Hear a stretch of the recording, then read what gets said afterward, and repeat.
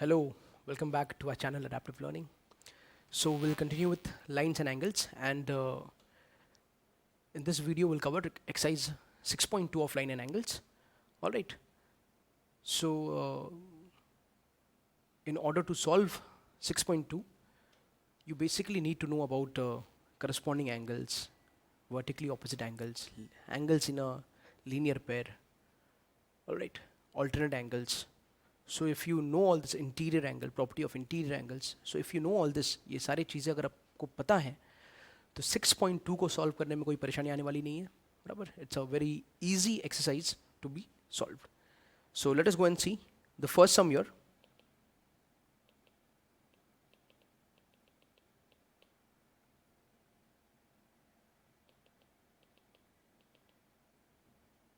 Here we have in the figure 6.28, find the value of x and y as shown, बराबर. And what is shown in the figure that AB is parallel to CD. दिख रहा है, तो line जो AB है और line CD है ये पैरेलल है, बराबर. हमें पता करना है कि x का वैल्यू और y का वैल्यू क्या है. ठीक है. अगर तुम्हें x फाइंड करना है तो सबसे पहले मुझे ये देख के बताओ कि x और 50 में कौन सा रिलेशन है. क्या हम ऐसा कह सकते हैं कि x plus 50 is equal to 180 degree linear pair के हिसाब से. क्या x और 50 मिलके 180 बनाएंगे? क्यों? They are angles in linear pair.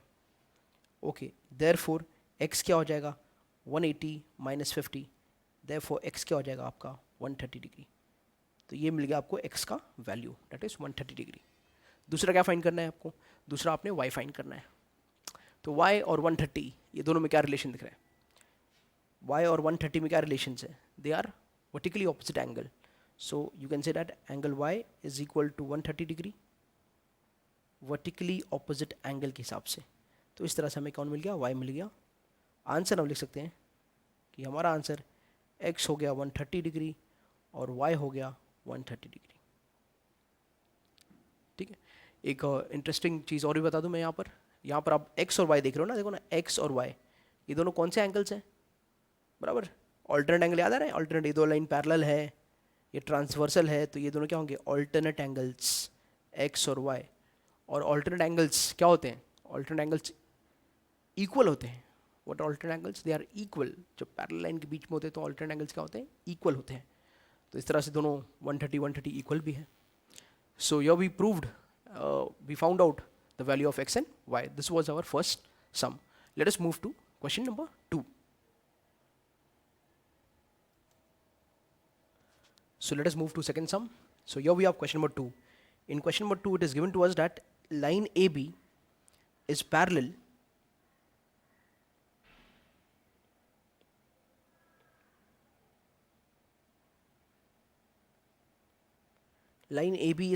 to CD and CD is parallel to EF. So all these things are given to us. AB जो है वो CD को पैरेलल है, CD जो है वो EF को पैरेलल है, और एक हमारे पास है ट्रांसवर्सल, जिस ट्रांसवर्सल के ऊपर एंगल X, एंगल Y और एंगल Z लाई कर रहे हैं, बराबर.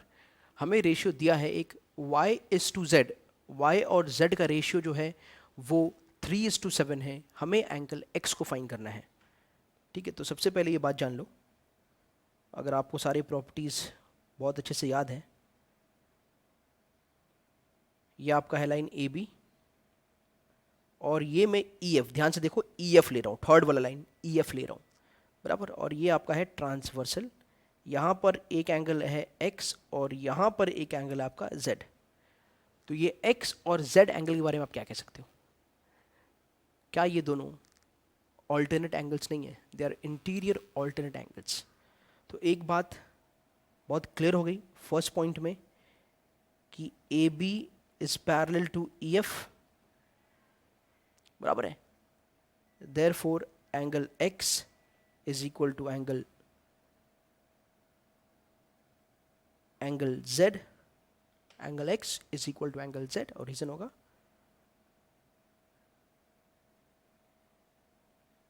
alternate angle between parallel line, so they both will be equal. दूसरी बात जो सबसे इंपॉर्टेंट होने वाली है यहाँ पर, okay, if you just see here अगर ये एंगल y है तो ये वाला भी एंगल क्या होगा, क्या ये भी y नहीं होगा, वर्टिकली ऑपोजिट एंगल के हिसाब से, ठीक है। अब जो मैंने y मार्क किया है वो y और z, तो 2 CD is parallel to EF, क्या लाइन CD और EF पैरेलल नहीं है, बिल्कुल पैरेलल है, ये चीज हमें गिवन है।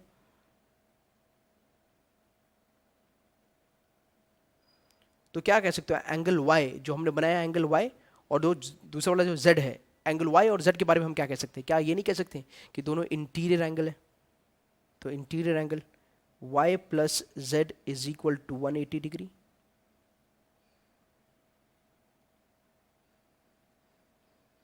और ये सुनो, एक रेशियो में दिया है, कौन सा रेशियो दिया है, गिवन एक और चीज है कि y is to z is equal to 3:7, ये गिवन है। अगर इसका कॉमन मल्टीपल x है, लेट x मत ले, नहीं लेते, a ले लेते क्योंकि x ऑलरेडी यूज हुआ है ना, तो late a be the common multiple,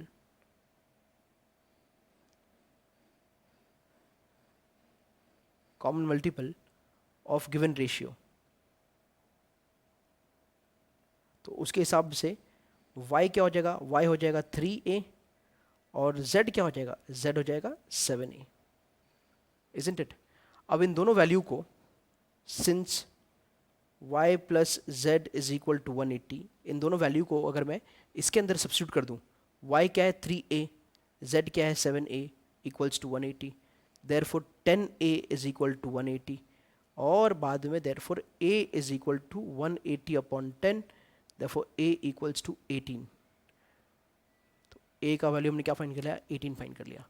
क्या यहाँ से हम z फाइंड कर सकते हैं, बिल्कुल। तो फोर्थ स्टेप में इसके बाद z क्या हो जाएगा, तो angle z equals to 7a है ना, z 7a है, यानी 7 into 18 and that is 126 degree. अगर हमारा z 126 है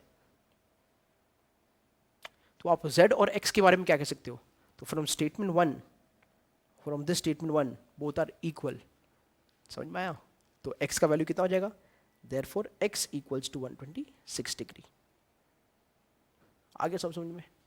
तो एक अगेन बड़ा सिंपल सम था, तो अगर आप बेसिक्स आते हैं तो ये सम बिल्कुल भी डिफिकल्ट नहीं है। So this was the entire sum, copy it.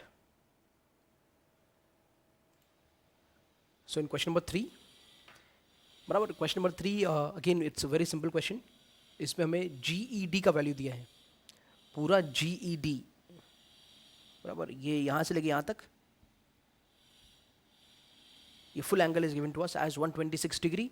हमें AGE फाइंड करना है। AGE मतलब एक ये वाला एंगल फाइंड करना है जिसे हम नाम x दे देते हैं, हमें ये फाइंड करना है। दूसरा हमें फाइंड करना है GEF। GEF, just locate this GEF, बराबर, बहुत छोटा सा एंगल है, सिर्फ ये एंगल, ये GEF, इसको मैं नाम y दे देता हूँ, ये फाइंड करना है हमें, ठीक है। और FGE ये यहाँ पर एंगल है FG, इसे मैं एंगल Z दे देता हूँ, ठीक है। तो अपने हिसाब से हमने नाम दे दिया जिसे जो फाइंड करना था।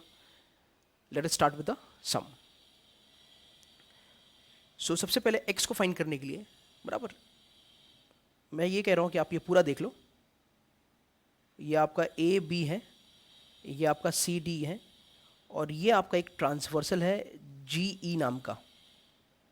यहाँ पर एक एंगल है AGE जिसे अभी भी नाम हमने x दिया है, और यहाँ पर एक एंगल है GED, बराबर, जो है 128 degree, sorry 126 degree. GED is 126 degree, am I right. तो बात यह है कि सब गिवन है पहले पॉइंट में कि AB जो है वो पैरेलल है CD को, एंड GE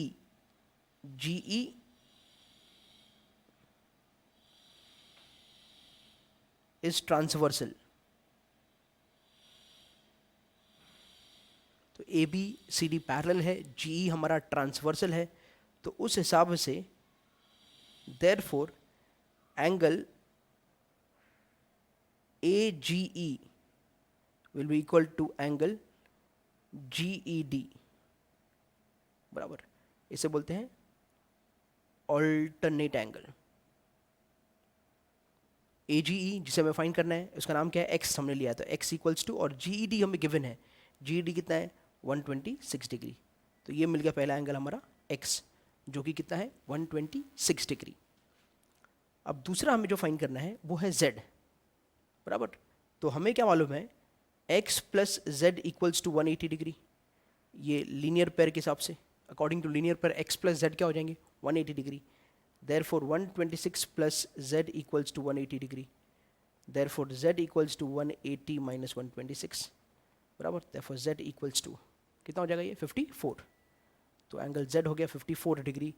एंगल z का मतलब क्या है, FGE, कौन सा एंगल, या फिर GEF, नहीं FGE, ये वाला एंगल है, ये वाला एंगल में मिल गया हमें, कितना मिल गया 54 डिग्री, ठीक है, तो उसे लिख भी सकते हैं हम लोग कि angle FGE is equal to 54 degree, ये हमें मिल गया यहाँ पर। ओके, नाउ थर्ड हमें वो y वाला फाइंड करना है जिसका नाम है GEF, क्या नाम है उसका, GEF। अब ये जो एंगल y है, ठीक है, ये हम कैसे फाइंड करेंगे, तो जो एंगल GED है, GED, जैसे दिस एंगल GED, ये पूरा एंगल बना हुआ है y plus FED, M I right, just देख लो एंगल एडिशन प्रॉपर्टी के हिसाब से, ये पूरा जो GED है, ये entire GED, this entire angle is made up of this angle y and plus this angle FED, ये दोनों को एडिशन से बना है वो। GED कितना है 126 डिग्री, y हमें फाइंड करना है, FED कितना है, FED इज 90 डिग्री, दिख रहा है ये 90 डिग्री मार्क्ड है, ठीक है, तो y क्या हो जाएगा 126 माइनस 90, बराबर 126 माइनस 90 करेंगे, how much, it will come to 36 degree,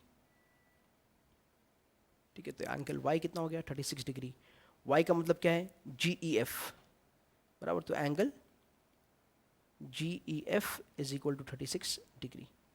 तो इस तरह से हमने तीनों चीज़ फाइंड कर लिया, हमें x फाइंड करना था, ये हमने यहाँ पर फाइंड कर लिया, हमें FGE फाइंड करना था, वो यहाँ पर मिल गया हमें, बराबर, एंड GEF फाइंड करना था, वो यहाँ पर मिल गया, तो we have found all the answers, बराबर, तो ये हमारा पूरा सम है। This is question number 3। So let us start with question number 4. In question number 4 we have PQ is parallel to ST, बराबर, और हमें दो value PQR 110 degree, RST 130 degree दिया है, QRS का वैल्यू फाइंड करना है, QRS यानी ये वाला एंगल हमें फाइंड करना है, ठीक है। हिंट दिया है कि draw a line parallel to ST through point R, एक लाइन बनाओ आप जो पैरेलल हो, ये हमारे ST को, और अगर ST को कोई पैरेलल होगा तो वो PQ को भी पैरेलल होगा, तो R से एक लाइन बना दो, ऐसा हम लोग एक X और Y बना देंगे, बराबर है, ये पैरेलल है, ये सब मैं दिखा दूँ आपको यहाँ पर, ऐसा हम एक पैरेलल बनाएंगे, ठीक है।